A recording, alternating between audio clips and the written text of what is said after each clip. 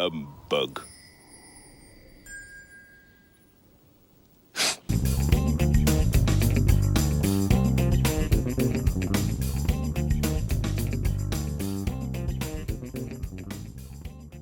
Hey everyone, what's going on? Back with a brand new video. I must wish everyone a Merry Christmas, a Happy New Year, Happy Hanukkah, Kwanzaa, whichever you celebrate. It is snowing outside. I love this time of the year. And what a perfect time of the season it is to dive on into one of the most famous and incredible writers of our time. And we are going to be talking about none other than Charles Dickens, A Christmas Carol. Now, I just recently got this very nice special edition of, now there's 3 stories in it, A Christmas Carol. Many of you have probably heard or read of Oliver Twist.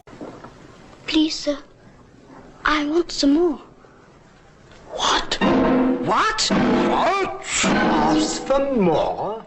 And then there's Great Expectations, which is one of the stories I have not read, but I did add it to my TBR, so I'm very excited about this. But it is just a beautiful cover, back and forth, the spine, back of it, and then obviously the golden pages as well. I just got done reading it actually today. It's a very short story, under 80 pages. So again, this story is a very good story to, read to the family, read with friends, and it's just a great overall premise of what Christmas is all about. So without further ado, my friends, let's dive on in. So for those who've seen the adaptations, there are countless, and I mean countless adaptations of A Christmas Carol. I should know. I've seen pretty much every single one of them. The one with obviously Jim Carrey, the animated version, that is my favorite one. And then there's another edition of it called The American Christmas Carol, which is with Henry Winkler. And then there's so many other classic ones too, back in the 40s and 50s, and so on and so forth. When we dive into the story, for those who have not read it, we are talking about the main character, who is a very interesting character to say the least, and that is Ebenezer Scrooge. Scrooge is a mean-spirited, miserly old man who just loves to count his money, and a very cheap man to say none the least. But this character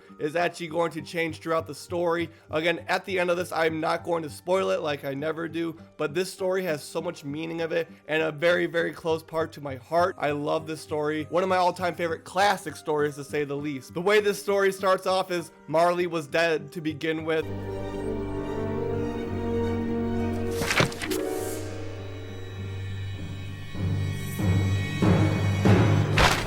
That is just a very iconic line. Marley was actually Ebenezer Scrooge's partner in the counting house, and now that he is dead, now it's just Ebenezer Scrooge to count his money and his own self-pity as well. Nonetheless, as we go through and he is counting his money, it is obviously Christmas Eve. He has his assistant, Bob Cratchit, who is with him as well, and we'll dive on him in here in a second. 4 characters visit Ebenezer Scrooge on this Christmas Eve night, and as you can tell, the very iconic line of Ebenezer Scrooge is none other than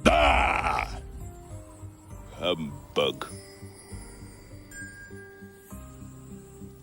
And with that line, it is such a great line. But again, with this being Ebenezer Scrooge, maybe least favorite time of the year, when he is obviously counting his money and trying to find every little way to make someone miserable on Christmas or Christmas Eve. The first person that visits him in the counting house is none other than his prideful and very happy and joyous nephew. As his nephew comes in and talks to Scrooge and tries to, invite him to a Christmas dinner, Scrooge is not having it. He is just, again, sick of the holiday. He just doesn't want anything to do with it. And his nephew is wondering why he is such a Scrooge and why can't they just be friends. And none other than that, he wishes him a Merry Christmas nonetheless, and then he parts ways. I'm sorry with all my heart to find you so resolute.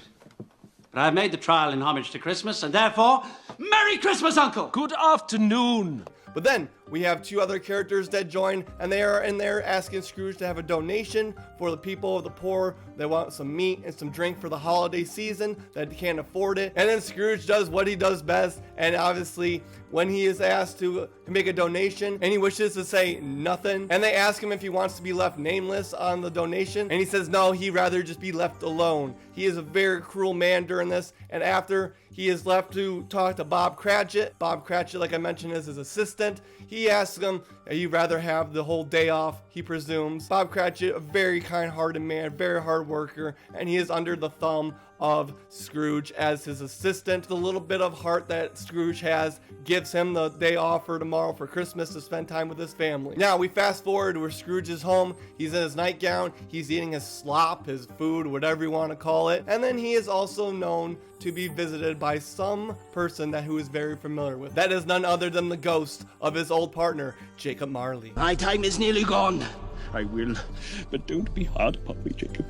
Pray. I am here to warn you that you have yet a chance and a hope of escaping my fate. A chance of my procuring Ebenezer. Now this is where Ebenezer Scrooge starts to take in that he has either ate something wrong or he's just seeing things, hallucinating. But as he talks to Jacob Marley warns him that he is going to be visited by 3 spirits. And the cruelty and unfairness that he has given to the poor over the countless years, he is warned by Jacob Marley that if those things do not change, that other things may occur and bad things may start to happen. But like I mentioned, Marley tells him that he's going to be visited by 3 spirits of the night. Jacob Marley goes into the night and makes his warning clear. Not long after, the first spirit arrives and visits Mr. Ebenezer Scrooge. The first spirit is the ghost of Christmas past, and they have the little interaction with each other, and Ebenezer is still very skeptical about what is happening, and then he asks the ghost of what past he is obviously involved with, and the spirit answers, Long past. Your past.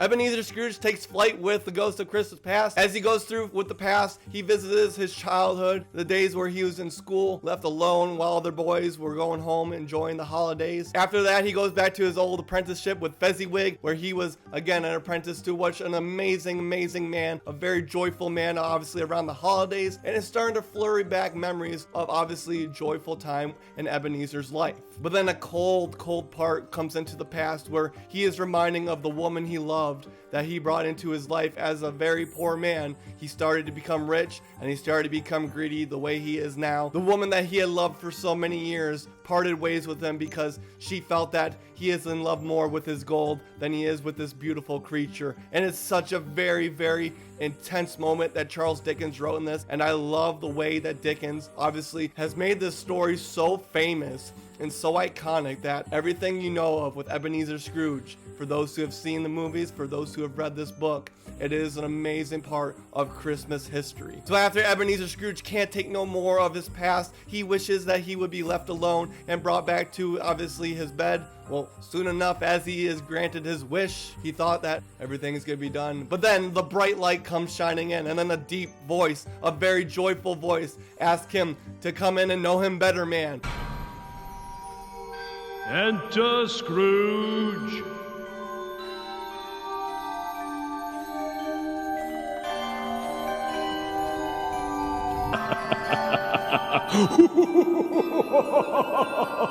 Come in and know me better, man. As he is going to be visited by the ghost of Christmas present. This man walks upon others as well. As this man is joyful and has this deep, very happy voice, he talks to Scrooge, and then he also leads Scrooge on what is happening in his life, and then he goes through, sees obviously what is going on, and then they visit little old Bob Cratchit's house and his family, where they can only afford obviously the goose for Christmas dinner, and obviously the very poor feeling of seeing little Tiny Tim, Bob Cratchit's youngest son. Family comes together not having much to obviously offer or to eat, but they still are very joyful and very thankful for what is in front of them. And Scrooge is obviously seeing this while he is trying to obviously not either tear up or obviously feel pity for them, but he is obviously changing throughout this whole story little by little, and the ghost of Christmas present is obviously making him known that if these things are not changed, then something will happen to Tiny Tim. As the life of the ghost of Christmas present has come short, many of these spirits obviously lives are short on this earth. He goes into seeing what is going to become of the next, and then he is brought to by the last spirit, the very quiet, obviously for those who know, the ghost of what is yet to come. Something tells me our parting moment is at hand.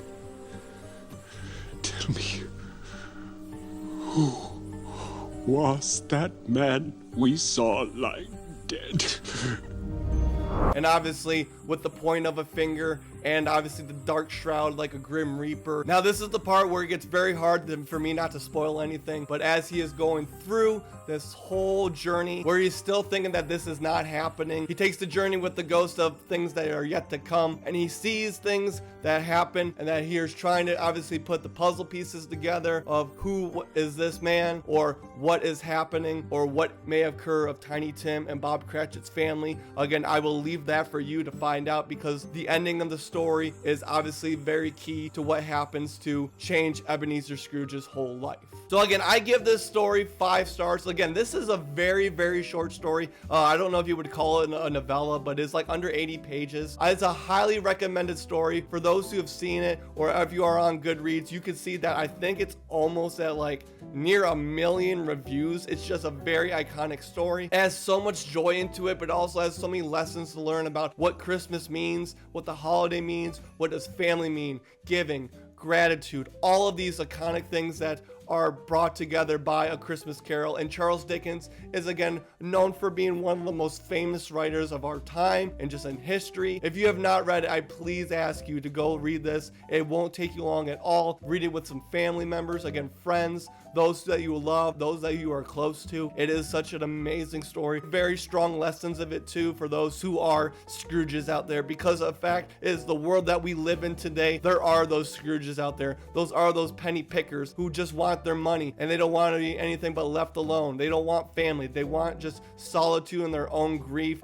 misery, or whatever they need to make themselves happy. What Charles Dickens wrote is just an amazing thing to always remind yourself of what the holiday season is about and what it is to mean to be close to with others, because family is a lot. Family and friends do matter. So again, I applaud you for those who have been watching this, and again, I thank you. Without Charles Dickens writing A Christmas Carol, I have no idea. And for those who want to comment in the comments below, go ahead. What would Christmas be without A Christmas Carol? Everyone, obviously, like I mentioned, you have their families that, you know, embrace the spirit of the holiday. Even those who can't afford things, they still embrace it. But then you have the cheap people, the penny pickers, the Scrooges of the world. And without this story being written, I just don't know what impact, again, the Christmas would have, because this is such a very strong story and one that will always remain one of the most iconic Christmas and one of the most classic written stories of our time. All right, everyone, that is it. I thank you again for watching this. Again, I wish you a Merry Christmas. Have fun with your family. Be safe out there, especially if it is bad outside. Again, enjoy the time being together with one another. Do the little things that you can do to make a difference. Again, as a teacher, I love making a difference into my, my students' lives, and then obviously giving the love of my family and being with them and friends together as well. Merry Christmas, Happy Hanukkah, Kwanzaa, whatever you celebrate. And like I always say, my friends, on this Merry Christmas, please read your book cover to cover. We'll see y'all later.